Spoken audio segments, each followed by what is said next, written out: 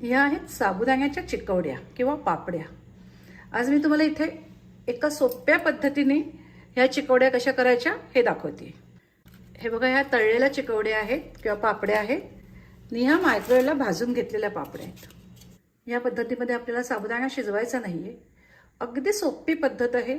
इथे मी थोड्या रंगीत सुद्धा केलेले आहेत। आपल्याकडे बघा सणवाराला किंवा लग्न मुंज असं काही असेल तर आपल्याला रंगीत पापड्या चिकवड्या लागतात। या उपवासाला खायच्या, त्याच्यामुळे मी कलर घातलेला आहे।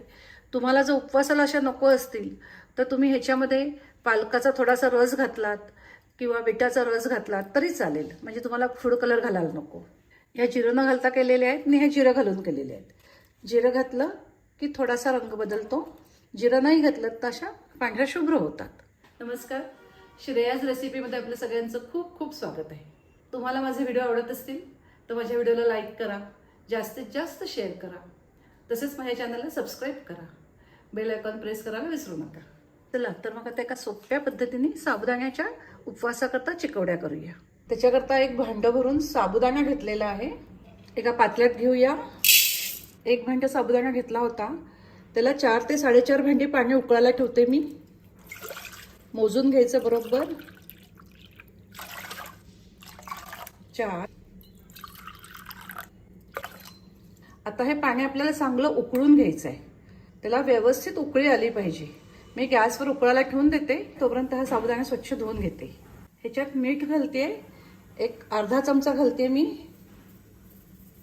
व्यवस्थित लावून घेऊया। हे बघा, पाण्याला चांगली उकळी आलेली आहे।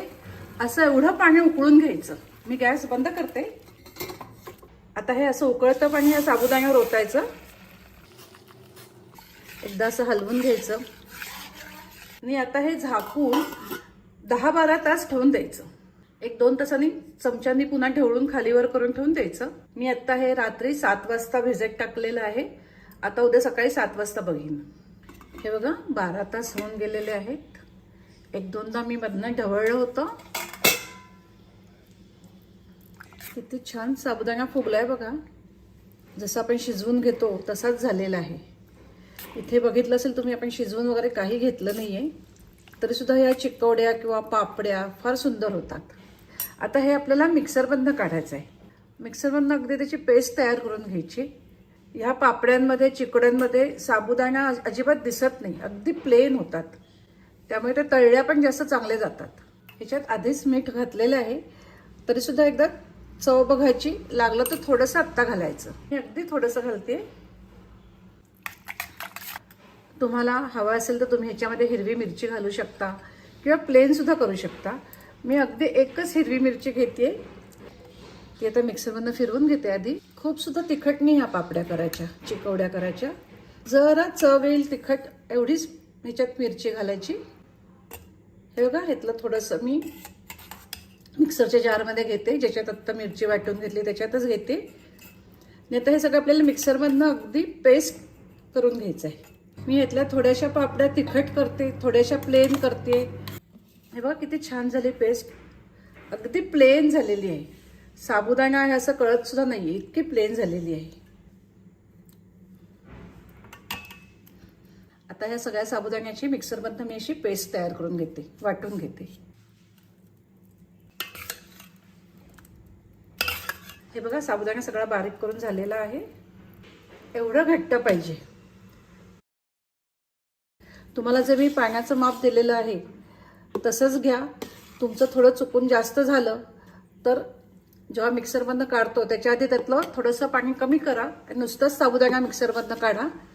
लागलं तर तेच पाणी मिक्स करू शकतो, फक्त आधी जास्त घालू नका, नाही तर खूप पातळ होईल। थोडं जिरं घालते, कधी कधी जिऱ्याने रंग बदलतो, त्यामुळे जास्त घालू नका, थोडंच घाला आणि करायच्या आधीच घाला, आधीपासून घालू नका। प्लॅस्टिकच्या पेपरवर कायम चिकवड्या घालायच्या किंवा पापड्या घालायच्या। लहान चमचा घेतलेला आहे, अगदी लहान नाही आहे पण मोठा चमचा नाही घ्यायचा, असा एवढा चमचा घ्यायचा। खूप मोठा नाही करायच्या आणि खूप लहान सुद्धा नाही करायच्या। हे बघा, आता घालते मी। दरवेळी ढवळून घ्या खालपासनं।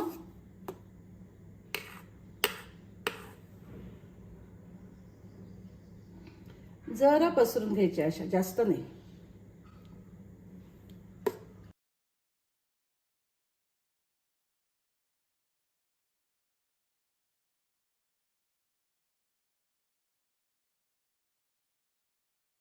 आता अशा आधी मी ह्या पांढऱ्या घालून घेते आणि नंतर मग रंगीत करते. आता ह्या मी उन्हात ठेवते. आता मी ह्याच्या बाकीच्या अशा सगळ्या चिकोड्या करून घेते. आता ह्या 2 रंगात करूया. त्यामुळे 2 भागात घेतलेला आहे. लेमन येलो करते आणि एक ऑरेंज करते. हा फूड कलर आहे. हे बघा अगदी थोडा घेतलाय. अजून थोडा घालते. हे बघा अगदी थोडा कलर घातलेला आहे.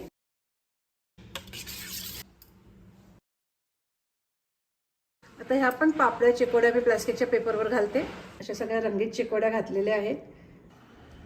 आता तुम्हाला वाळल्यावर दाखवते.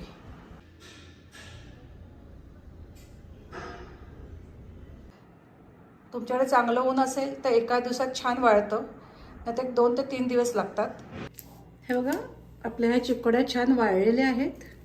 प्लास्टिकच्या पेपरवर अशा घातलेल्या होत्या. हे बघा ह्या पण वाळलेल्या आहेत छान चिकोड्या. एकदम पातळ झाल्यात बघा. एकदम पातळ होतात. ह्याच्यात साबुदाणा असं वाटतच नाही, इतक्या या प्लेन होतात. हे बघा किती इझी निघतायत. छान वाळलेले आहेत. मी ह्या मिरची घालून केलेल्या आहेत, त्या पण छान झालेल्या आहेत. एवढ्या पातळ केल्या की त्या मायक्रोवेव्हला भाजल्या पण चांगल्या जातात. तर अशा ह्या आपल्या साबुदाण्याच्या किंवा उपवासाच्या चिकवड्या किंवा पापड्या तयार झालेल्या आहेत. ह्या तुम्ही तळून भाजून दोन्ही प्रकारे खाऊ शकता. हे बघा रंगीत किती सुंदर झाले आहेत. रंग अगदी छान दिसतो याचा. तळल्यावर तर अजून सुंदर दिसतील त्या. जिरं घालून केल्या की त्याला थोडासा जिऱ्याचा रंग येतो. मी तुम्हाला जिरं न घालता केलेल्या सुद्धा दाखवते. त्या मी आधी केलेल्या होत्या. ह्या बघा हे जिरं न घालता केलेल्या आहेत. त्या अगदी पांढऱ्या शुभ्र दिसतात.